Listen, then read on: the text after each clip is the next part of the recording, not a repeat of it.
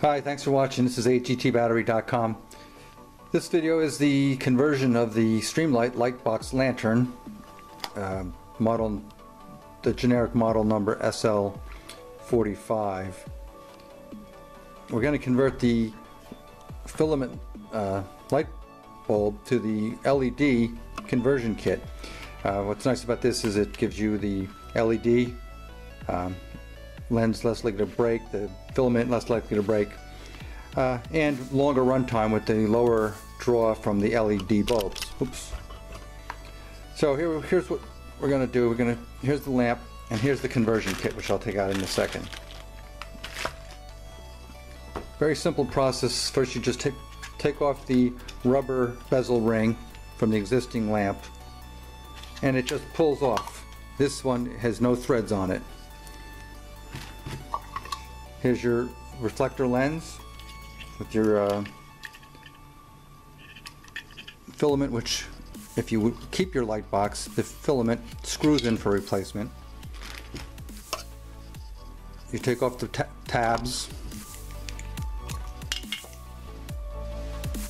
and you have to cut these tabs off though only because they will not fit through here when you snake this out of the existing lens. This lens is going to be replaced.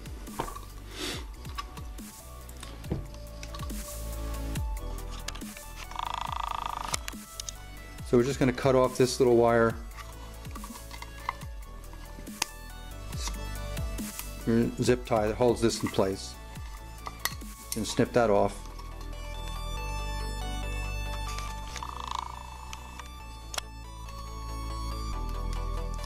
And as I mentioned, you have to cut these off so we can pull it out. Take off the carriage bolt. I'm going to save that, keep that for later. We're going to use the same one. Head just comes out. Feed your wire out. This is going to be, you can save for spare parts or discard. And here is the E-Spot conversion kit. The E85 is your spot lamp. Most fire and rescue people use the spot because we want a spotlight to see long distance, see up on the top of a building or whatever. The E-Flood conversion gives you a flood lamp, obviously for broader angle lighting. Again, the E-Spot is most popular for fire rescue. It comes with the new connectors. Here's your instructions, tells you what to do. Notice the new E-Spot has a metal housing with these heat sink fins on it to disperse heat. This has the lens built, the bezel ring built in, so we don't have to bother with that. Just unscrew the back cover here. So you need a Phillips head screwdriver. Like that, it just comes off. Here's your lugs in the back here. Notice also there's a jumper pin. See here? This jumper pin, it's set to high, so if you go high or low, you would give a higher or lower lamp. Typically it's on high, and keep it on high. So before you splice the new connectors on, feed it back through into the lamp so you can get these wires back through, otherwise you wouldn't be able to get the connectors through, just like I had to cut them off to get through. Just simply feed it through here. Here's one. Catch the other guy.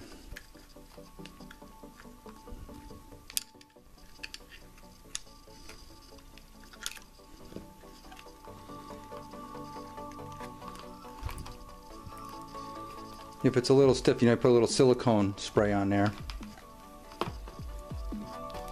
And put the carriage bolt back through. Notice the carriage bolt square, line up with the square on this side, not on the other side, so it holds the carriage bolt from spinning when you tighten the nut. See that? Put this back on. Makes it easier to manipulate the lamp. And then I'll just spin my head here, like so. I have to splice off my wires here, just make a little for my connector. Right, don't leave a lot on there, just enough.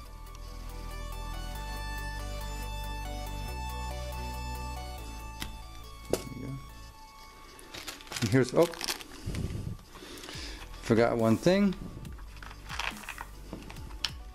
What's different with the replacement is you got to put these little washers in here.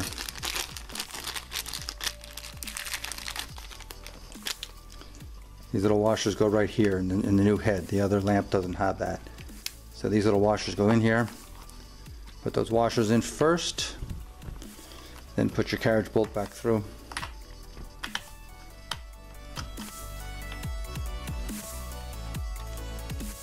All right.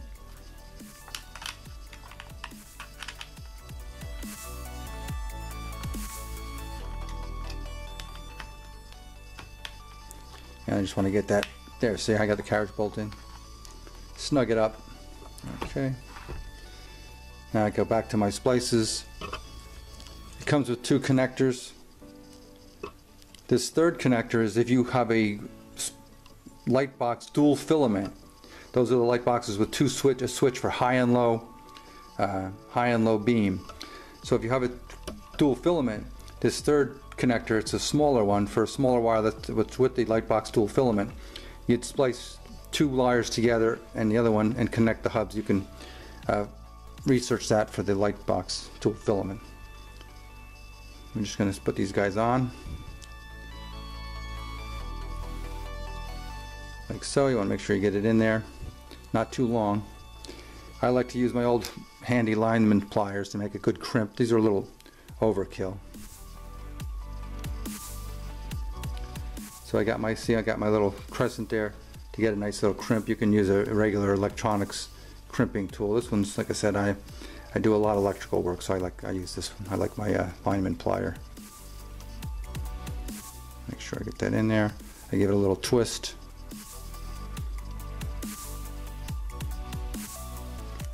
And crimp it. See, made a crimp there, see?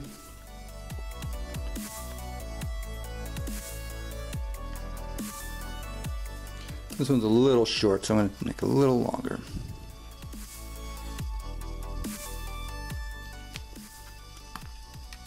Yeah, I like that better. I like to get my tool set up to crimp first. Get it lined up to crimp in the right spot. See, I'm ready right there.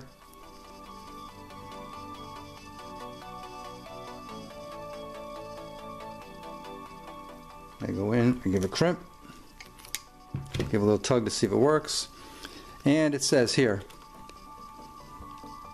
blue or white is on the left, brown or black on the right. So here's my blue here. Just put my fast on right in here, see?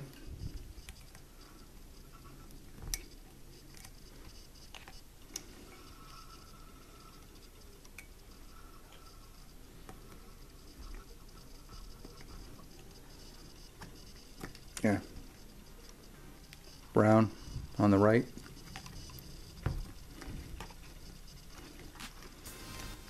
I'm going to test it, see if it works.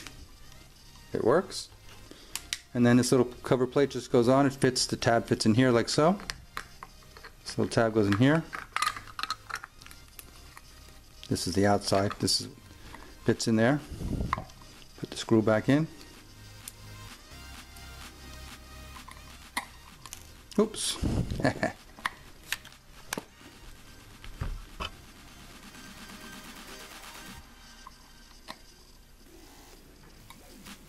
It's just a little, just need a small Phillips head screwdriver.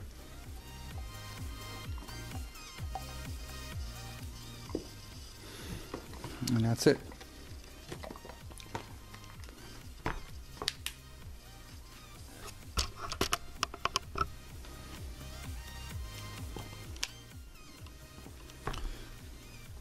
And I can just rotate it down like this. This is the clip. Clips in so. or rotate up, turns. You can snug your handle up a little, keep it in place. And that's your conversion in an E-Spot LiteBox lantern.